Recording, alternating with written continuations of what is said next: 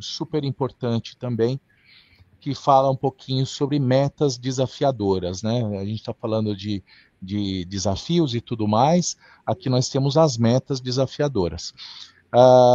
Eu trouxe também algumas pesquisas que eu consegui extrair aqui, e veja como é engraçado, né? Nós temos aí 4 fontes de pesquisas falando de metas desafiadoras, e existe uma média, né, dos resultados dessas pesquisas, uma média de 12%, mostrando que as empresas não conseguem atingir, só conseguem atingir 12% quando a meta é muito agressiva, quando a meta é muito desafiadora, só consegue atingir 12%. É bacana, pode ser um resultado bacana, 12% para algumas empresas, mas para algumas não é o suficiente, né? E aí, dentro dessas pesquisas, tinha os fatores comuns de sucesso. Então, aqui está dizendo do alinhamento estratégico, da liderança eficaz, da inovação e do engajamento dos funcionários, que foi o que nós acabamos de citar na pesquisa anterior, né? Então, com isso, o que vem? Vem a minha pergunta dizendo o seguinte: é importante criar estratégia para definir e alcançar metas desafiadoras? Uhum. Marcelo, acho que aí você tocou num ponto agora, eu achei muito legal. Inclusive, acho que eu penso assim que fica muito claro ali, né, quando as pessoas trazem ali a questão de que apenas 12%, 15% das empresas atingem as metas, é porque, em muitos casos, eu vejo que a meta ela é desenhada e definida em desalinhamento com o planejamento estratégico da empresa, tá? E aí tem alguns pontos que eu acho bacana a gente trazer aqui. Primeiro que eu acredito, Marcelo, que o planejamento estratégico ele deve ser o farol para qualquer coisa, né? E aí ele tem que ser um norteador para que você, enquanto líder de vendas, você possa definir as metas da sua empresa junto com a sua diretoria, tá? Então, o que eu penso muito e como que eu faço aqui, a gente atua na empresa que eu estou e nas últimas empresas que eu trabalhei. As metas e as estratégias de vendas, elas devem ser pautadas nos objetivos e metas da empresa e alinhadas com a estratégia do negócio, porque é a partir do entendimento claro do seu negócio e de onde a sua empresa quer chegar que você tem que definir a participação das metas de vendas, porque você não tem só as vendas dentro de uma instituição, né? Você já tem os clientes, aí você tem metas de expansão, você tem metas de retenção, de cross-sell, de upsell, então você tem uma série de outros fatores que vão se juntar à meta de vendas, por exemplo, de vendas de clientes novos.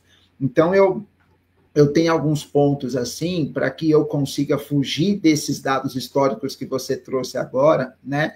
De você ter metas inatingíveis, né? Que é elas que fazem ter esse dado tão pequeno. Eu acho que vale a pena eu contribuir aqui. Então, assim, são 4 pontos que eu penso aqui, que eu costumo sempre nortear os meus planejamentos de vendas ali no último ano, né, no último mês do ano e no primeiro mês do ano subsequente, que é quando eu fecho tudo ali, né?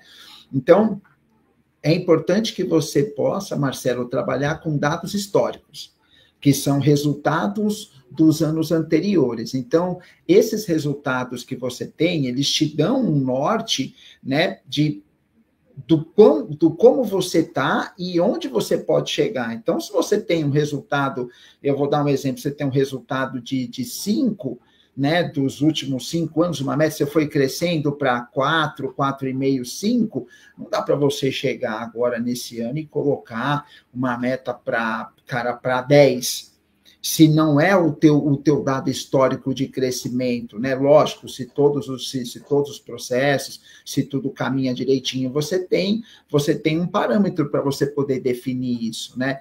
Uma outra coisa que eu costumo muito olhar, eu acho que é bacana também a gente trazer aqui, é sempre para o meu ICP, né? Então, como que está aquele segmento de mercado que hoje representa o meu perfil de cliente ideal dentro da minha estrutura?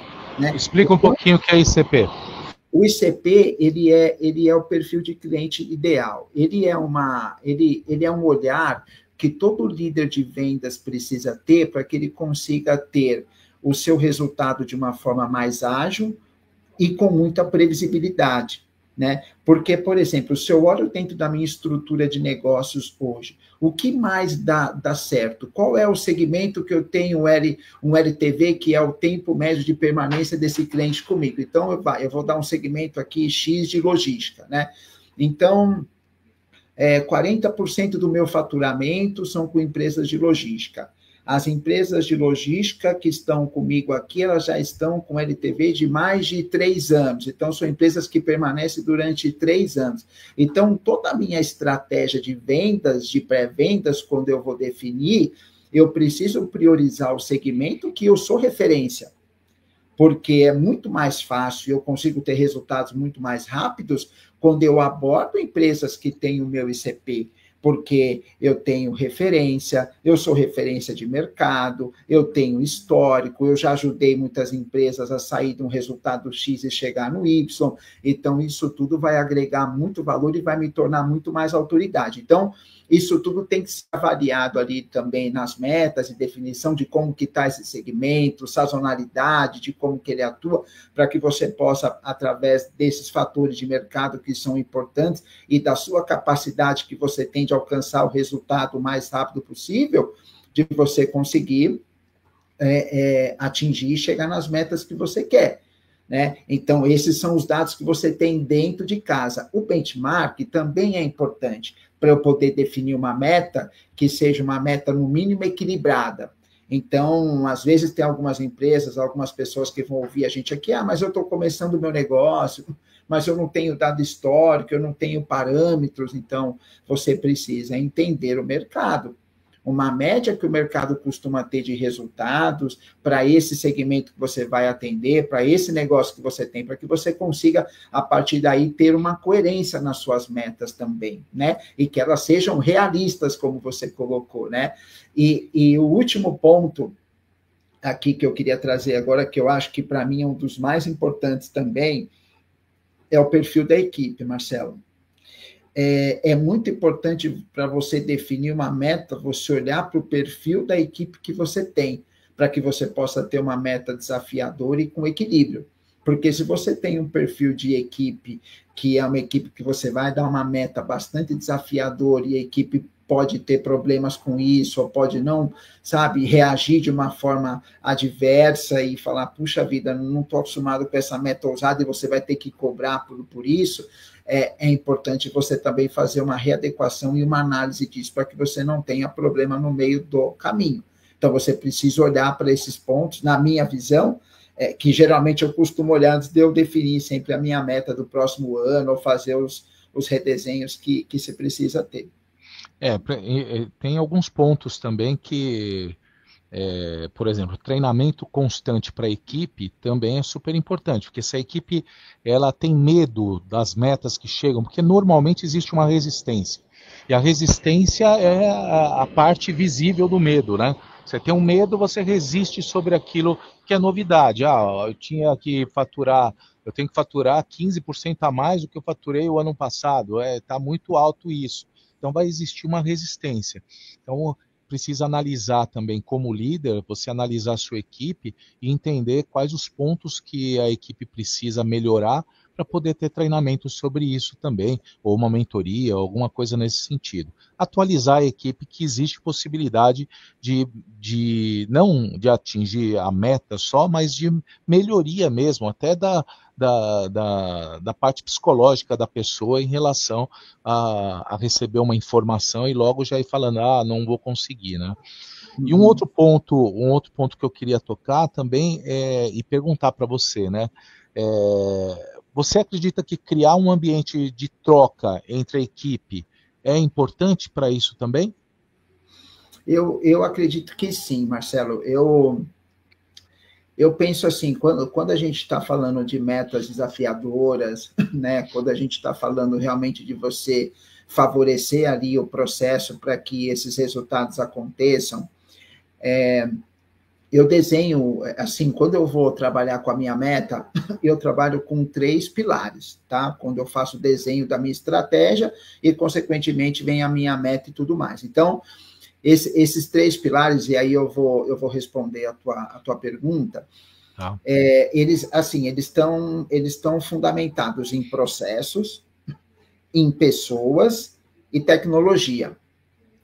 Se você tiver esses 3 pilares muito bem assim fortalecidos, dificilmente você vai ter problemas ou você vai ter que corrigir as rotas de uma forma muito sutil e muito suave no meio do caminho.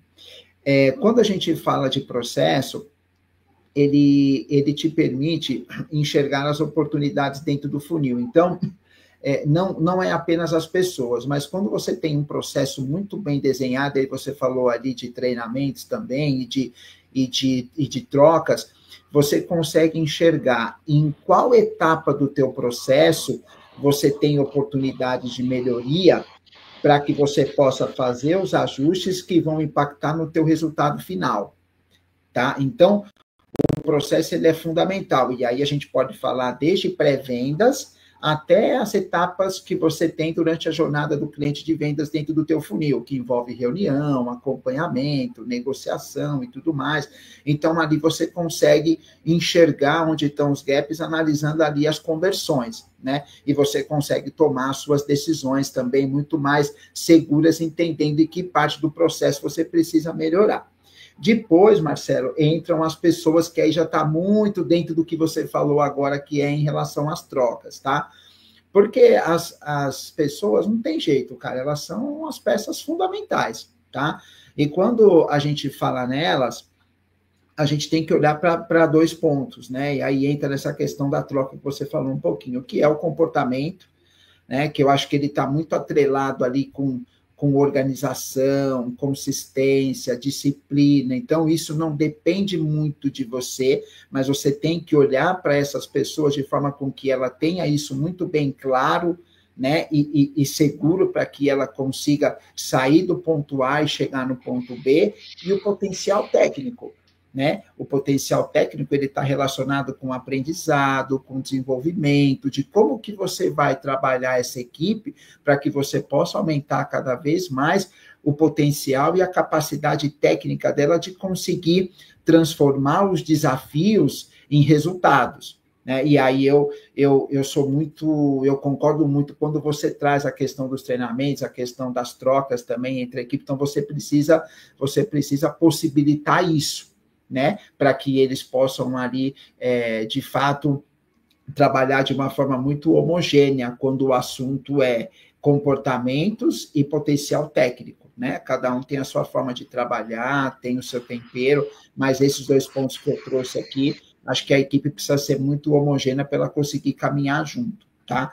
E o terceiro ponto é a tecnologia, que é algo que hoje você não pode abrir mão mais, porque ela é necessária para que você ganhe escala, para que você tenha previsibilidade, para que você tome, por exemplo, decisões rápidas em relação ao aperfeiçoamento das ações e mudança de rota quando precisa. Então, sem a tecnologia hoje, você demorou 1 ou 2 meses para entender que um processo não está indo para o caminho certo e está indo para o errado, acabou. Você já não bateu a meta no mês. Então, um dos fatos que eu entendo também que fazem com que poucas equipes atingem ali as metas, ele está muito atrelado a isso. Quando você não tem tecnologia e inteligência, a sua tomada de decisão ela demora mais. E ela demorou mais, Marcelo, aí você perde tempo, e você perdeu tempo, cara. 2 meses... Você não chega mais. Não chega, você não chega mais. Perfeito. A questão da tecnologia, o processo e tudo mais é perfeito. O engraçado é que quando a gente fala de metas, né, e desafios, a gente vê que as metas são traçadas por setores. Então, o comercial tem uma meta, o financeiro tem outra meta. A gente não, pelo menos nas empresas onde eu trabalhei, foram bastante, né? Então dá para ter uma ideia de como que é. Eu nunca vi as metas serem traçadas de uma forma mais homogênea com os outros setores, né? Então, principalmente o comercial com o financeiro, né? Marketing, TI, às vezes a prioridade da TI não é o comercial, mas por outro lado, precisa ver o quanto é prioridade comercial para a empresa, como um contexto geral, né? Então, assim, não tem essa colaboração um processo colaborativo na hora de criar uma estratégia de metas, né, de objetivos para gerar as metas. Então, isso falta muito. Mas como a gente já sabe que é assim, as perguntas estão voltadas mais para a liderança mesmo. É um problema seu, você que se cuida, vai ter que lidar com a situação e essa é a vida, né? Porque se você não fizer, tem outro lá fora que quer e faz. E diz que faz, né? E acaba caindo na mesma coisa. Enfim. Marcelo, mas você sabe que, só antes de você ir para a próxima, um modelo que eu acredito muito, e na empresa que eu atuo hoje, eu vejo que funciona muito, que é o modelo de OKRs, né, que são as QRs, né, que são os objetivos e resultados que a gente fala, né? E quando você traz a OKR de uma forma corporativa, né, onde você define ali um caminho que a empresa precisa alcançar, e a gente geralmente define as OKRs, né, nas frentes que são financeiras, de faturamento, que são de clientes, de aprendizados, pessoas e tudo mais. Eu acho que você coloca a empresa no mesmo caminho e todo mundo na mesma direção. Então, eu acredito muito. Eu posso falar por experiência própria, porque na empresa que eu estou, a gente acredita muito nisso e a gente trabalha. E a partir do momento que você define uma QR que é corporativa, então a empresa precisa crescer, sei lá, 20% esse ano, tá? Para que a gente consiga ter o equilíbrio de receita versus despesas, a gente precisa melhorar hoje os índices de qualidade de NPS em tanto dos nossos clientes, a gente precisa melhorar tanto em aprendizado, então essa é a meta corporativa, e aí você começa a cascatear, porque quando você traça um objetivo desse, que é um objetivo corporativo, todas as áreas têm condições de participar para que aquilo aconteça. Algumas de uma forma muito mais direta, como as áreas de vendas, como as áreas de entrega, e as outras áreas de apoio, elas também têm uma responsabilidade muito grande sobre isso, porque dentro das atividades delas, que vai impactar no trabalho das áreas de linha de frente, isso vai resultar em uma performance melhor, num atendimento melhor, numa venda melhor. Então, eu acredito muito, por isso que eu comentei com você no início, que a meta, ela tem que estar alinhada muito à estratégia do negócio. Porque senão, cara, você vai definir coisas que você nem sabe se você vai alcançar ou não, porque você não sabe nem para onde a tua empresa vai. Então, eu achei que foi muito inteligente você ter trazido esse ponto, porque aí a gente tem a oportunidade de falar um pouco sobre isso, que tem que ter esse alinhamento entre estratégia do negócio e meta de vendas, falando especificamente da área de vendas aqui. Legal. A Angel aqui colocou um parabéns para você, doutor. Vamos lá para o próximo.